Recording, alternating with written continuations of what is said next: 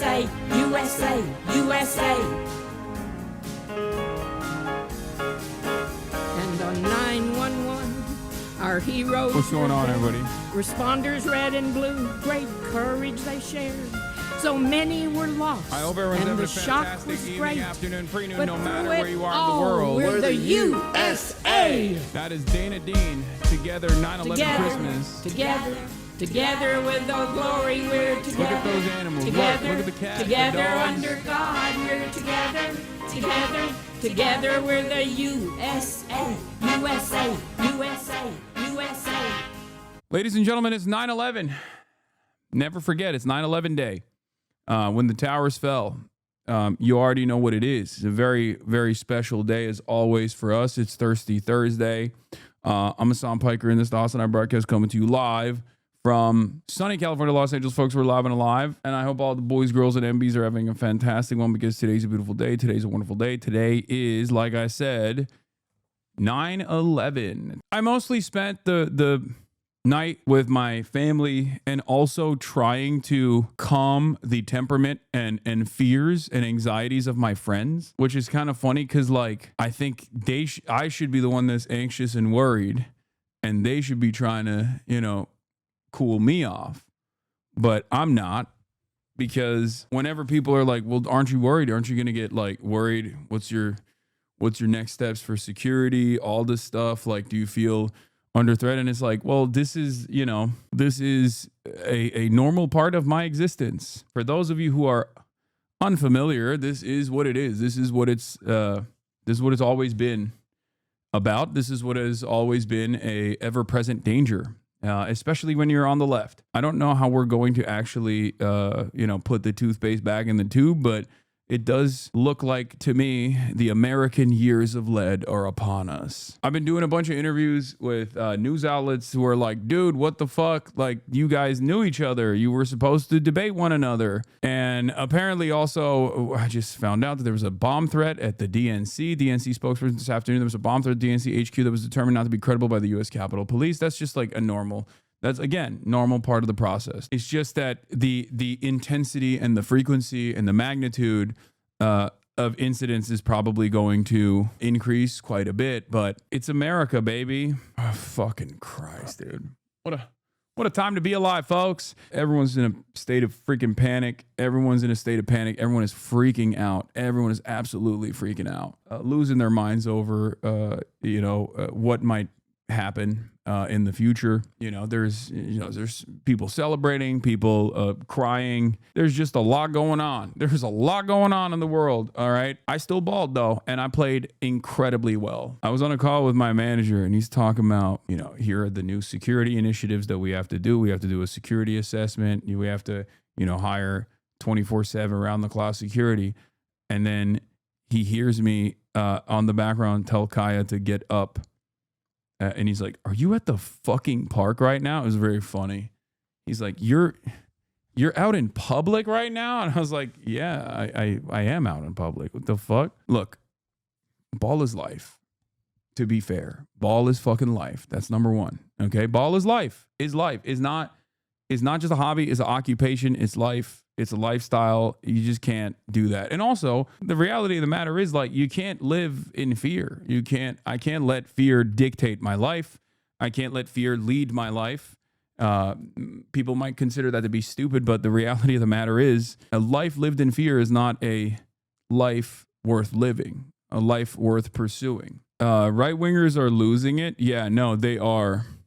They are losing it. They're losing it a lot. They're losing it big time. But when are they not losing it? It's just like, will this be the moment that, like, snaps people because they're already on the verge of snapping? Or will they just go back to eating? Because remember, American culture is gun burger, right? You got gun on the one side, and then you got burger on the other side. The hope for all of us is that they are so desensitized to violence in general that they whip themselves up into a frenzy and then they go back to the burger, because like Applebee's is open and there's $5 jalapeno poppers. Like I'm genuinely thinking, like, a real policy to, like, soothe the masses' discontent in this very moment in order to get ahead of potential decentralized violence coming from right-wing groups would be to just like make jalapeno poppers free at Applebee's and you know, TGI Friday, stuff like that. Because like I think if that was the case, then people would just like hyper focus on that rather than wanna, I don't know, do like a self-defense style mass shooting situation at their local HBCU. So for the betterment of mankind, I think in order to cool down the right wingers right now that are very agitated and want to kill people for literally nothing that they've done, right? And assuming that this is just about like, you know, taking revenge and punishment on the left or something. In order to cool them, we have to give them like some kind of material improvement, immediate material improvement. So think of it as like a cash infusion, but this time it's just like a jalapeno infusion. It's like treats. If they were to do that, I think we could just like kind of cool down and get together and realize that we shouldn't talk to one another like this or actively pursue one another to kill them. But I don't know. I mean, I'm joking around. It's like gallows humor if you want to think about it like that. But of course, it's crazy that it's 9/11 right now, and I thought that most of the coverage today would be about two of the people running for New York mayor and losing by wide margins, trying to use me as a last-ditch effort to attack Zohran Mamdani. I thought that would be the coverage today. But of course, that's not the coverage today. The coverage today is going to be featuring Charlie Kirk and his assassination, his assassin. New revelations have come out. There's been a lot of fuck-ups. There's a manhunt going on. I'm going to talk about all of this stuff. Don't worry. Did you see what Sneeko said about you? No, man. Listen, dude. Every fucking right-winger is going to say some shit about me today. What are you talking about? Every dumb fuck on the planet has an opinion. Every dumb fuck on the planet has a take on this matter. And most of them are going to be ideologically bound. Okay? If you're even remotely right-wing, you're probably going to look at this and say, scream bloody murder. It's war. This is warfare. And we have to go fucking kill the left is the attitude that a lot of people have. Or they're not going to directly say that. Random people online are going to say that. Their fans are going to say that. But they're going to say something along the lines of like, well, this is happening because like the left is so violent.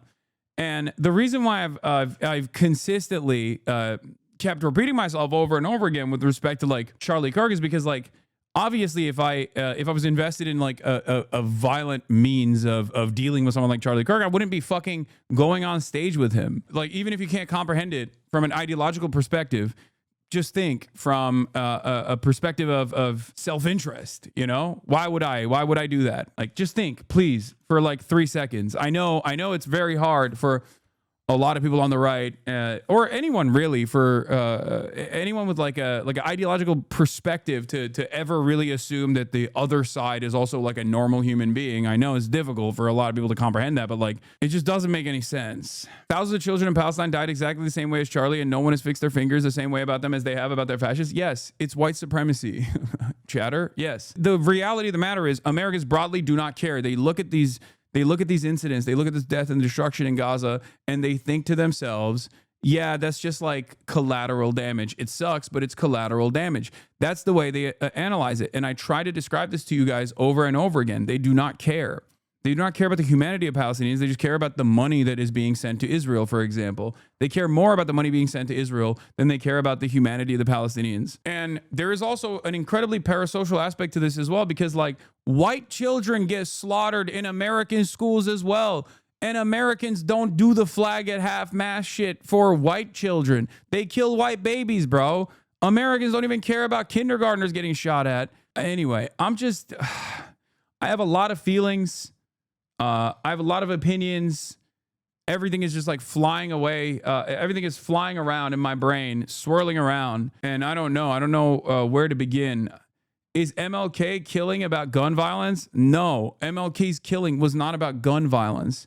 But are you comparing Charlie Kirk to Martin Luther King? Like, what the fuck are we talking about? I think a targeted assassination by the state is a little bit different, no? Unless you personally think Charlie Kirk was like assassinated by the DNC or something. You compared him to Gaza? I didn't. A chatter just said, why do people not care about thousands of children, also human beings and children, getting killed in Gaza?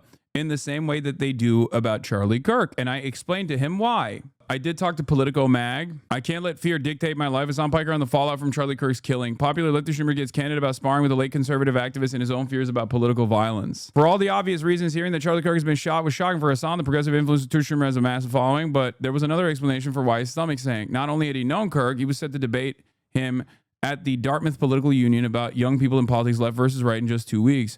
And soon after, Piker watched his own death threats started to arrive. That is one fear that's always in the back of your mind when you engage in any sort of political advocacy when you do these events. As a recipient of millions of death threats at this point over the years, watching that unfold in real time was devastating. Piker said he would likely wait for the temperature to lower a little bit, but would ultimately keep doing public events. He doesn't want to live in fear. In a wide-ranging conversation, Piker also talked about his worries of a new era of decentralized violence in the United States, why Kirk found an audience among Gen Zers, and whether our political discourse can be healed. In many respects, the reason why this is like so high profile is because he's a high profile person. He's a high profile person that was like beloved by a lot of the people that these people see as like genuine, like most Republicans see as like genuine cult leaders almost. That's what it is. It's like a beloved figure for them, a beloved figure of notoriety. Donald Trump gave him credit for securing the Gen Z vote and stuff. They want to give him a medal of freedom, and they're gonna pump it. They're gonna pump it. The Republicans are going to talk about this and turn this into a martyrdom and use this for political persecution. 100%. They've already started agitating in that direction. There are major demands coming from prominent Republican figures, friends of Charlie Kirk, and many others who want to punish. They want to punish people. They want to punish liberals. They want to punish the left. They believe the left and liberals are responsible for it. And an instance such as this one is understandable. It's a tragedy, right? Like, it's understandably a tragedy. It's understandable that tensions would be high in this situation. This is a disgusting environment you have created. I hope you stay safe because things seem to be heating up due to jokes you allow to fester in places like this. Stop hiding behind Palestine and justify your radical views. God bless you all. See, this is what I mean. It's like, I deal with this shit all the time. It's like pussy ass like fake threats, and also very real ones, right? Like where it's like, you deserve what's coming for you. Okay, like, can you imagine if I ran around and was saying that about Charlie Kirk? No, of course not. But that's never the expectation. If you are on the left, you always have to have moral clarity at every given moment. And right-wingers get to fucking unironically cry as they hit you. They get to say that they're victimized while they're trying to make you into a actual real victim. It's so crazy. It's so fucking nuts. It's not appropriate to be the recipient of death threats, no matter what your fucking political ideology is. But it's just like, if you're in this business, as I have been for quite a while, it's just an unfortunate byproduct. Calling white Nazis might do it. How dare they? Story time? What do you mean? Like, that's the other side of the story where people would just be like, hey, man, I can't believe you're calling someone a Nazi. They just want to do National Socialism. They just want to do concentration camps. Why the fuck are you calling them a Nazi? They want to do concentration camps for black and brown people. Why would you call them a Nazi for that? And it's like, you're actually the real villain for doing that. You're actually the real villain for saying, well, this is objectively a fascist policy. The point I always present to many others is like, let's say someone fucking shoots and kills me. What changed about your life? I mean, the same goes for Charlie. Someone shot and killed Charlie. Let's say that person was like a leftist or something, right? It's not. There's no evidence for this. But like, did that help you at all? No, it didn't. Like, do you understand?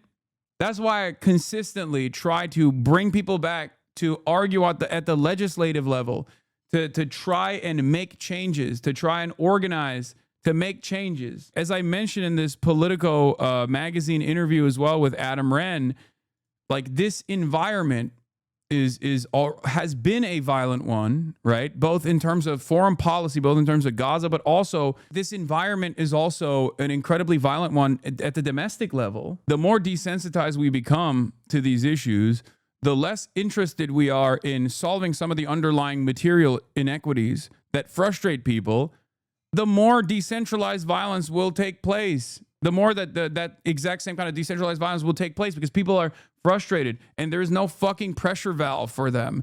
And the more the right turns around and says, this one was a trans shooter, this one was a black shooter, it's because of, black supremacy. We got to deal with undocumented migrants, all of this and all of that. Like, instead of actually addressing the pain that people feel okay, that causes this instability, we're just not going to change the trajectory of America. We're just going to keep killing ourselves over and over and over again and get increasingly more desensitized, increasingly more gruesome, and it's just a shitty environment to live in. That's the most basic way to explain it. It's just a shitty environment to live in. What is this? From one political commentator to another, and then the person you fucking sent me is SHOEONHEAD. The last 2 weeks have completely blackpilled me on the left. What are you? Why would you ever send this to me, man? This is another person literally saying, I'm leaving the left because the left sucks, when they never were a part of the left. Oh my God. You guys like encounter these people without knowing their background. And then you think like, well, this person must be sincere in this moment. Like, it's okay to be a little bit more critical of the shit that you read online, bro. What the fuck? Wow, I can't believe it. This person is leaving the left. This person who was never a part of the left is leaving the left. Wow, how shocking.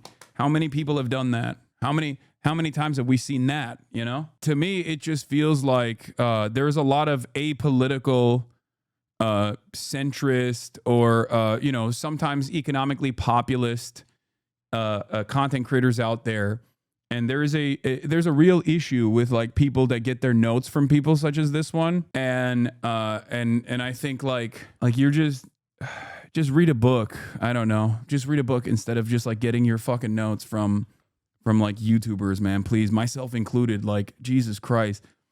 At least I have like a well-defined ideological point of view that I am not shy about revealing all the time.